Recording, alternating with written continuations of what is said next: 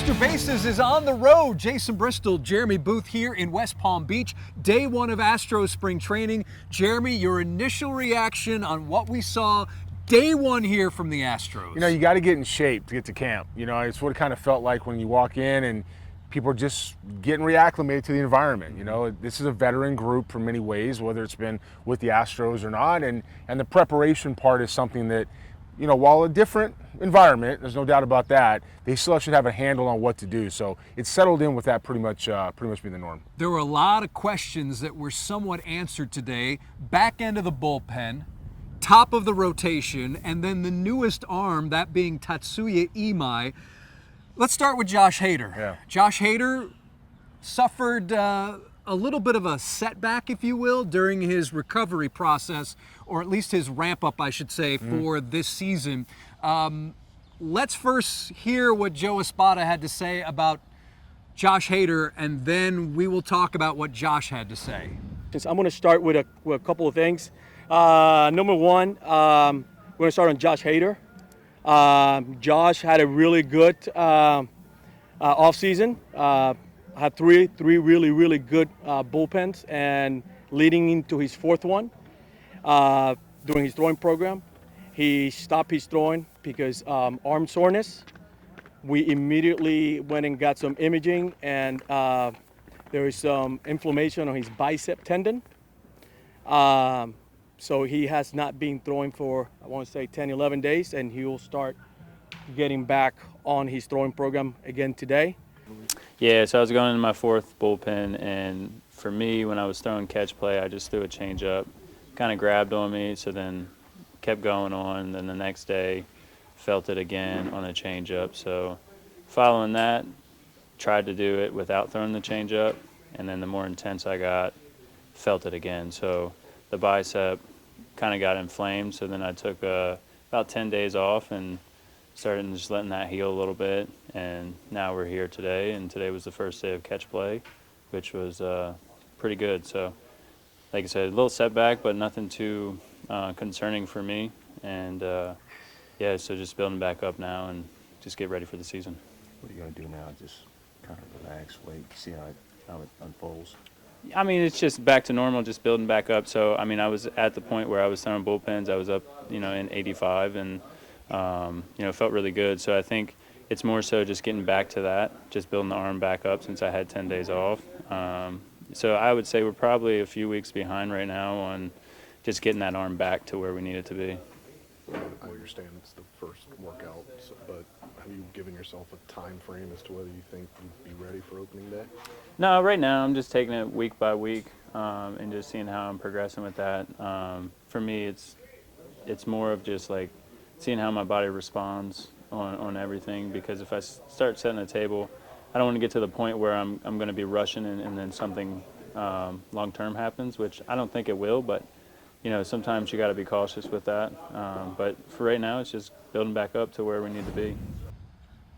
So there is Joe Espada. The Astros didn't seem concerned. We were in the clubhouse when Josh was going through what happened. Did you get the sense that he's concerned at all? No, you know, look, relievers are volatile, right? I mean, so when you get into a place where you have some injury and some soreness or fatigue, any number of things that can afflict a pitcher especially, there's going to be bumps in the road on recovery. What that is, when that happens is unique. For him, it was 2 weeks ago, and he's working his way back, and he said he has first catch, so it's right on schedule. So here's one thing that's also important to note, that Josh does not believe that the inflammation in his bicep is attached or related to the shoulder issue he had at the end of last season, which shut him down. And obviously it was just another one of those injuries that this Astros team had to try and play through. And obviously if they had Josh Hader, things may have been different if he had been able to pitch at the end of the season. Yeah,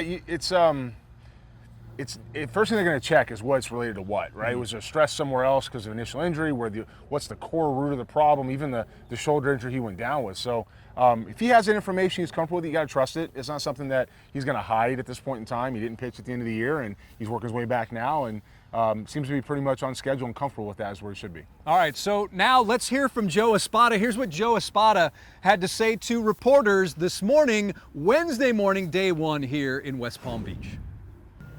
De Los Santos yesterday doing his throwing program. His right knee felt a little bit of pain, so we went and got some imaging, and there is it's a little strain on his right knee, so he's no throw at least for a couple of days. We'll see how he progresses. And then last one, but not least, and I think this is a really good news, and I think this is not news for everyone, but Hunter Brown will be our opening day starter.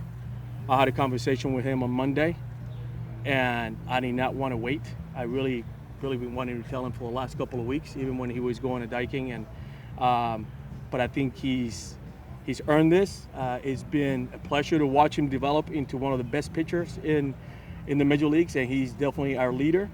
I also told him that being the ace comes with some responsibilities. He is the guy that's going to get us going, and people's going to be looking up to him. So I was excited to have that conversation with him. What was the importance of doing that this early in camp to name him the opening days? Just because there is no doubt that he is the guy, and when I had my initial meeting in there with the pitchers, I wanted them to know who's going to lead this rotation. He's very well prepared for this moment. You said there's some responsibilities that come with that. What are those? Yeah, when the horse is on the mound, team is expected to win. When a team is going through some tough stretches, he's the one that understands what it takes to get us back on track. And also mentoring some of our younger pitchers. There's a lot of new faces in there, and I think he is the right guy to lead the charge. You said, just clarifying, you said Josh will start throwing. Will he resume throwing today? Yes. So he went no throw for, I want to say 10, 11 days. So he'll get back in that flat ground today and get going again. Are you guys able to ascertain right now whether that would put him in jeopardy for opening day, or kind of where you guys at timeline? You know what? Day to day, weeks to weeks. I think he's early. I think we have a good 7-8 weeks, if I'm not counting. But I think we have time. So Josh knows his body very well, so he'll let us know. You don't sound concerned by that. Would that be accurate? Yeah, you know what? I think it's really early in the process, and he had a really pretty good offseason leading into that flat ground, leading into his fourth bullpen. So we trust the feedback that we get from him. So we see how playing catch today goes. You said that things may be structured for you a little bit different in camp this year. What are some of the changes that you're going to? You know what? You guys are going to see it more on the position player side. We're going to come out in smaller groups. It's going to allow our coaches to be more hands-on and work on specific things that we need to work as a club. Also, he's going to allow us to be more efficient, getting the guys off their feet. So you guys are not going to see everyone on the field at once. There's going to be, we're going to have different stations working on different skills to make sure that not only we're addressing the things that we need to as a club, but also getting the guys in and off the field. What was Hunter's reaction to him?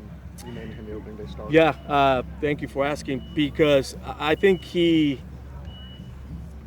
flew in. I was in the office. He flew in. He comes in with his suitcase, and I said, after you put your stuff down, he was going to come out and play catch. I said, come in my office. I want to talk to you. He sat down. I think he kind of knew, right? He should know.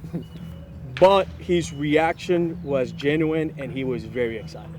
And that matters, because that as a manager, I want to have that initial conversation with the guy, and I want to see the reaction. And he got fired up, and he's like, Joe, thank you. I will not take this for granted, and I'll let him speak, for himself. But he was very excited, and I love having moments like that with pitchers and position players who are getting an opportunity to lead the charge. Yeah, if Hunter said, how about the rest of the rotation? Stay tuned. With Tatsuya, do you anticipate being a little bit more close monitoring him based on what he's used to in Japan compared to the structure here? Yeah, and we're gonna lean on his feedback.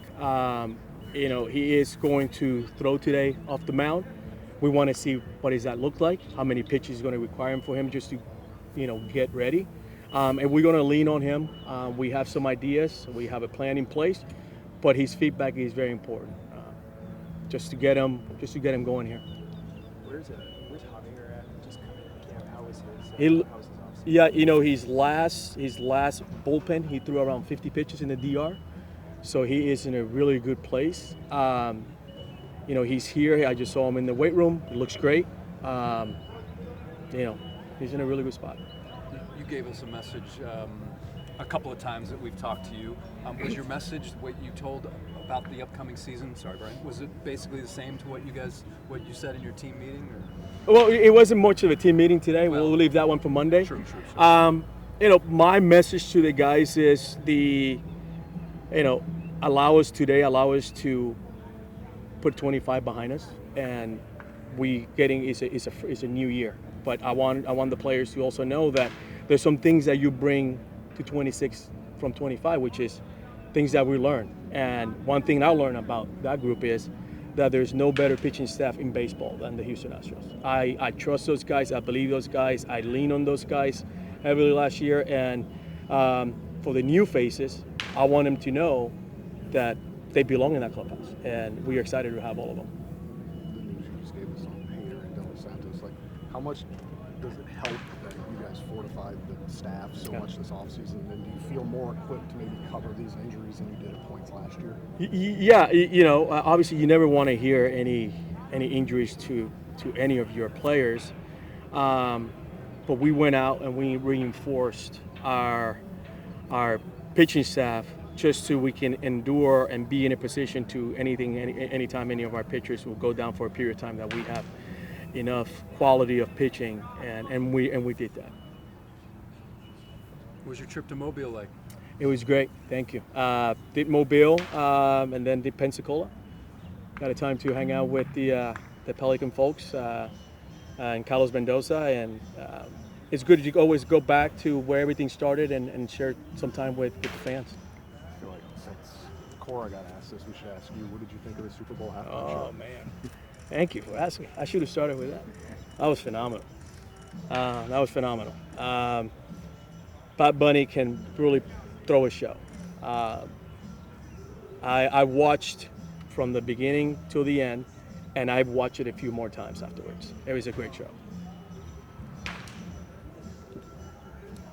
Thank you, guys. I think that's a reference. Thank you, you, yes, Joe. sir.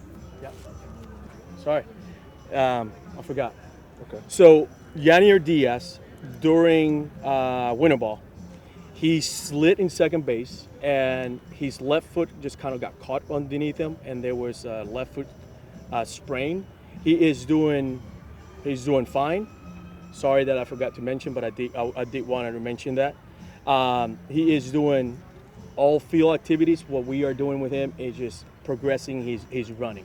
So the intensity of his running, it's going to pick up here the next few days. But he'll catch Imai today. He's hitting, he's doing everything, but just forgot to mention that in mid-December, when that happened in the DR, he flew to Houston. Doctors looked at him, and there was a small sprain. So we want to make sure that that's why he did not finish his season in the DR. And but he's here. He's feeling well. I think he played into it.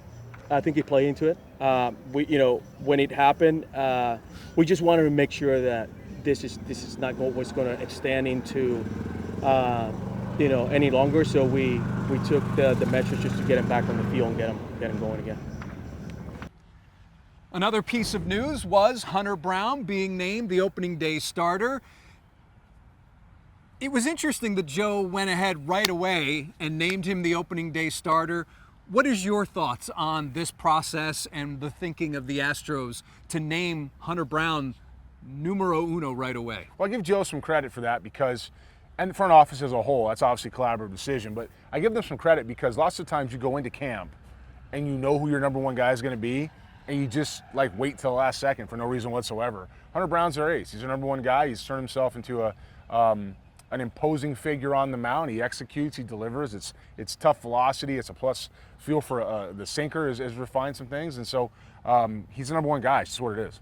Hunter Brown obviously is the number one. And now let's hear from what Hunter Brown, hear what he had to say in the clubhouse about being the number one. No, I mean, I was in the building for like 20 seconds. So I was like, man, how did I already manage to upset the manager within that amount of time? So, no, but yeah, really exciting. You know, it was a big deal for me, right? Like your whole career, when you're a little kid, you know, that's the stuff that you kind of dream about. So it was an awesome meeting for sure.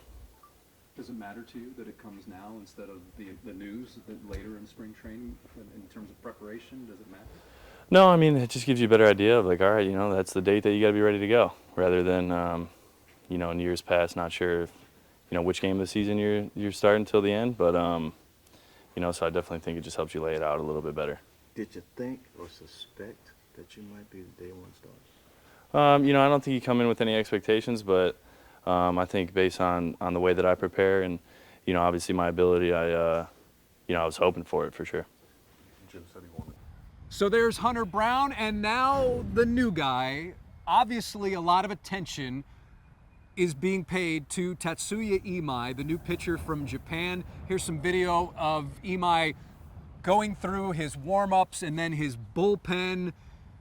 What do you think is going through his mind? Because he did tell us that the names matching with faces, it's all going to be part of the process. But what do you think is going through Imai's head right now as he's trying to get adjusted to not just a new league, a new team, and all of his surroundings? Well, you hit it. It's culture shock. I mean, you walk into you're a Major League Baseball player now. You walk in here expected to perform. There's a lot of fanfare for you being here. It's not Shohei Ohtani. It's not some of that fanfare, or even some of the pitchers came ahead of him that were posted earlier. But he's still a big league player now coming out of Japan, and there's going to be a level of expectation, a level of media following he's used to. There's going to be a whole new set of things he's going to have to meet to be judged success over here. So he's going to have to learn the language, learn the names. I mean, out in the clubhouse, I saw a word of the day was in Japanese, another one was in Mandarin. Oh, I didn't see that. Yeah. So I mean, look, the Astros doing their part, and I will say that when you see those type of things, it shows he's got support because everybody's trying to learn how to communicate,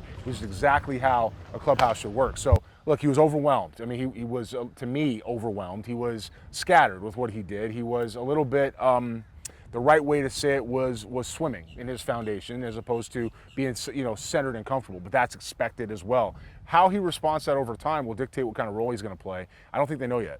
As far as the number of Japanese media, I have Sergio Soto behind our camera. What would you say, Sergio? Roughly a half dozen reporters and photographers here? Yeah, that sounds about right.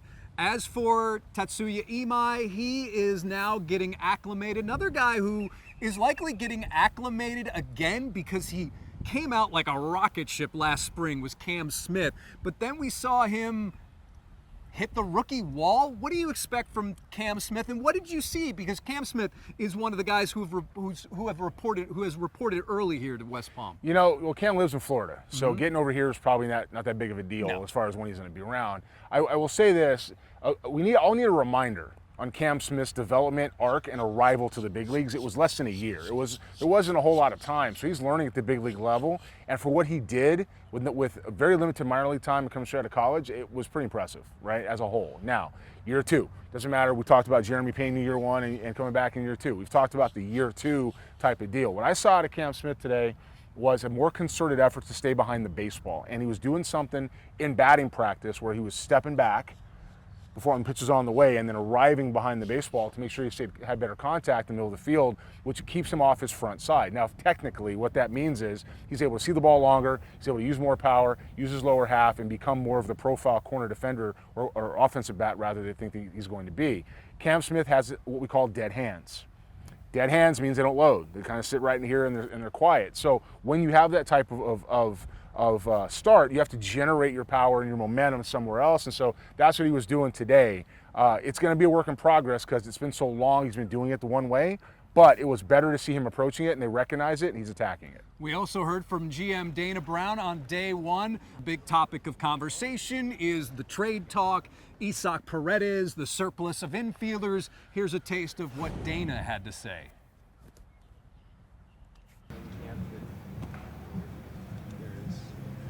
Yeah, I Or say mean, that you don't need to go out and add one? no, I mean we added 6 arms this offseason, and so I feel really confident, that we have the coverage here. So, and getting the last guy Tang was like a big bonus. So we feel really good about the depth.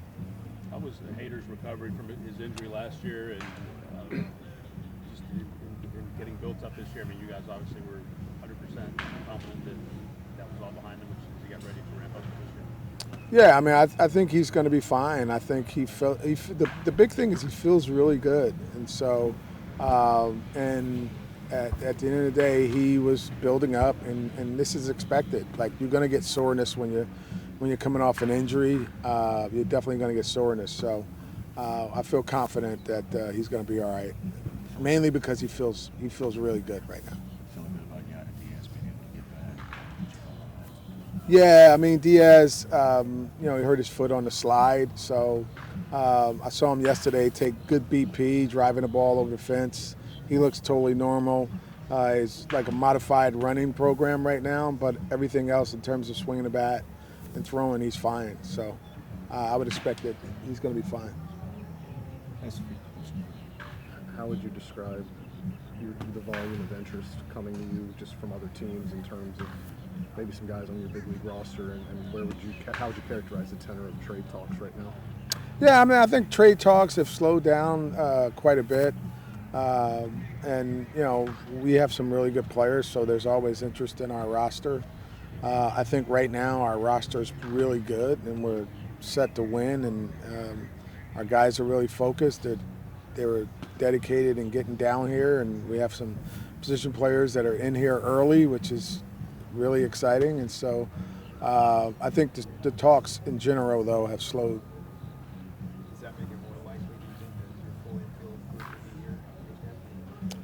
More likely. That all your infielders currently on the roster will be in camp? Yeah, I mean, look, we've always said, look, there's nothing wrong with having depth, and the competition is welcome.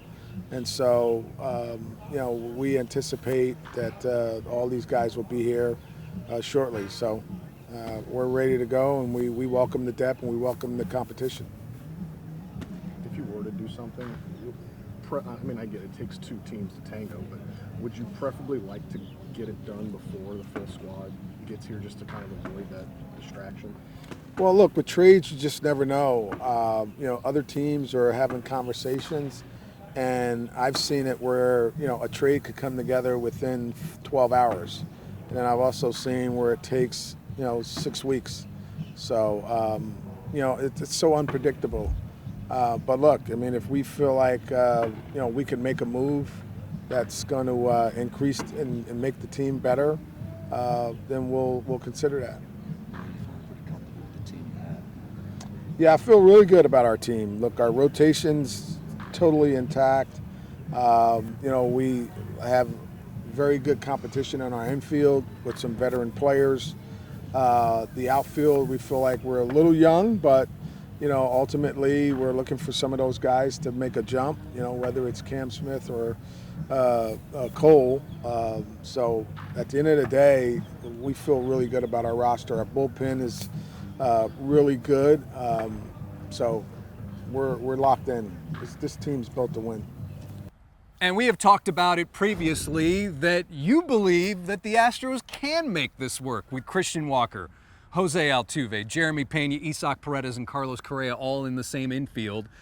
Obviously, you would think that outfield would be in play as well for some of these guys, but do you still feel this way? Because Dana says trade talks have slowed down. That doesn't mean that it can't ramp back up, but do you still believe that this is a situation that will work itself out? Well, listen, I'm going to back and start with the trade talks. Trade talks, when you get to camp, they always go quiet. They take a little bit, a couple of weeks. You get about third week of March, you figure out how your club's going to shake out, and then you start talking about it. This guy doesn't have a spot. This guy does. How do we make you better? How do we make us better? And that's when you're going to see trade talks pick back up again. Because you're more focused on your club right now and making sure you have a grasp on what you have before you start kicking the tires on other stuff. That's correct. What I will say, when it comes to the offense, I have to go back to the pitching to get to the offense and the infielders, and this is why. If you're not sure your starting rotation, they're not. If you're not sure your durability, They're not. You're not sure of the innings, and you've now gone ahead and filled your organization with some guys today that I saw that you'll see again and again throughout the spring, just throwing bullpens, with have the upside or have the tools or the ability to be contributors, but you don't know. You got to have guys who can bang. And you don't want to turn around and get rid of guys who can really swing the bat and drive the baseball and produce in certain situations if you're unsure about your pitching. I'm going to go to the Detroit Tigers for 2 seconds as an example, as they just signed Verlander and they signed Framber Valdez. That gives them Skubal, Valdez, and Verlander conceivably as 1, 2, and 3, regardless of whoever else they have. But those are guys that have playoff experience, a couple guys that got some rings, a good manager like Joe, as far as connecting the players. Joe's very good at that too. You've got a situation where they went ahead and got firepower on the mound.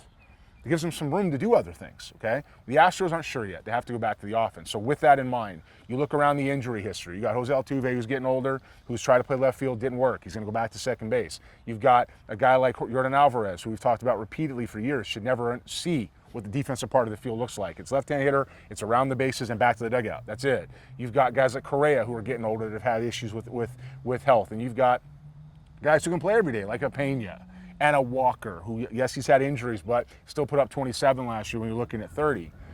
You can't take the bats away if you're not sure about the pitching. And with that said, you've got to find somebody to play the outfield. Altuve, no. Pena, you're not moving him. Correa, no. Alvarez, no. So where are your options now? And so if we talk about moving guys around and keeping bats here, it's very hard to go find 27 home runs, 30 home runs somewhere else. The only guy that's athletic enough and that has done it and is healthy enough to potentially do it, even in a shortened left field, is Christian Walker. Now, I understand that some people don't necessarily like that assessment, but I ask you to run through your options and tell me what else you got to keep the guys in the lineup and find the firepower. Well, Isaac Paredes, to me, would jump off the page, but you know, I'm wondering if the issue with him and his injury last year and how that's going to play out. I wonder if that is in the back of their mind, thinking, okay, we don't want to risk him injuring himself again by putting him out there in a position, because you do need some range when you're playing in the outfield. You know, I understand the argument for Paredes, but I would say he's never done it before. And if you've got somebody who's done it before, who's already part of the lineup, it doesn't hurt to see if that's going to work before going other places. Look, it may very well end up in a trade. It's not going to end up with losing power to get lesser offensive production. That's not going to happen. And so the Astros fans out there who listen, I think I've earned a little bit of credibility here when it comes to how we are assessing this club. You know, on my back, I got undefeated on my back. You know, it's a literal thing. So when you tie it together, I'd say this: it's not a perfect solution. No, it's not. You don't have, but you got Jake Myers in center field. Mm-hmm. You got Cam Smith in right field, and you got a bandbox left field that is very, structured for somebody who doesn't have as much mobility or throwing capabilities, or even the defensive range to do it, because you have other guys that can get it. With days of analytics and shifting and the ways of taking care of each other in the outfield, guys, true story, in college I played left field. I have no idea what I was doing out there, but I had a center fielder who was able to take care of me, tell me where the wall was, understand what was going on down the line, and I was able to make the routine play. If Christian Walker can make the routine play and he can stay on the field enough to help the club keep the bats moving offensively, that's your guy, just what it is. Well, certainly some questions were answered on this first day, and we will find out more as spring training rolls on. So there you have it. Day 1 in the books. For Jeremy, I'm Jason. As always, thanks for watching us on KHOU 11+. This has been a special edition of Extra Bases from West Palm.